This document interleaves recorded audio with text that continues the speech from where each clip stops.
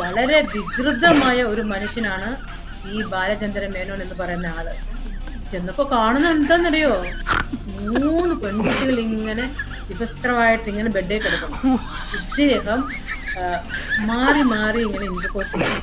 ഞാൻ പെട്ടെന്ന് നിങ്ങൾ അയ്യോ ഇത് എന്തരാണ് നിങ്ങൾക്കൊക്കെ ഇത് കേൾക്കുമ്പോൾ വല്ലാത്തൊരു അലർജി ആയിട്ട് തോന്നുമല്ലേ? കുടുംബത്തിൽ പിറന്ന പെൺകുട്ടികൾ അങ്ങനെയാണ്, കാര്യങ്ങളൊക്കെ പറയും.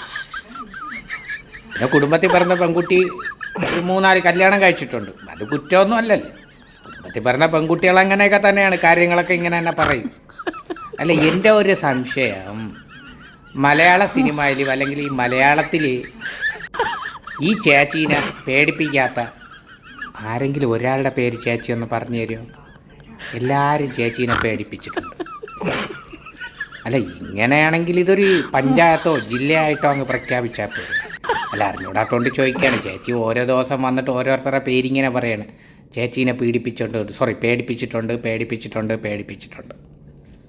അല്ല, ചേച്ചീനെ പേടിപ്പിക്കാൻ വേണ്ടിയിട്ട് ഇതിനും മാത്രം എന്താണ് അവിടെ ഉള്ളത് പേടിപ്പിക്കാൻ? ഞാനൊരു വീഡിയോ കണ്ട് ചേച്ചിയുടെ, ആരോ ഒരാൾ ചേച്ചീനെ പേടിപ്പിക്കുന്ന വീഡിയോ. അത് കണ്ടിട്ട് എനിക്ക് തോന്നുന്നില്ല ഇവരാരും അങ്ങോട്ട് ചെന്ന് പേടിപ്പിക്കാൻ പോകുന്നു. ചേച്ചി വല്ലാണ്ട് പേടിച്ച് ഭയന്ന വീഡിയോ അത്. എനിക്കൊന്നും അറിഞ്ഞൂടെ, നമ്മൾ ഈ നാട്ടുകാരനല്ലേ.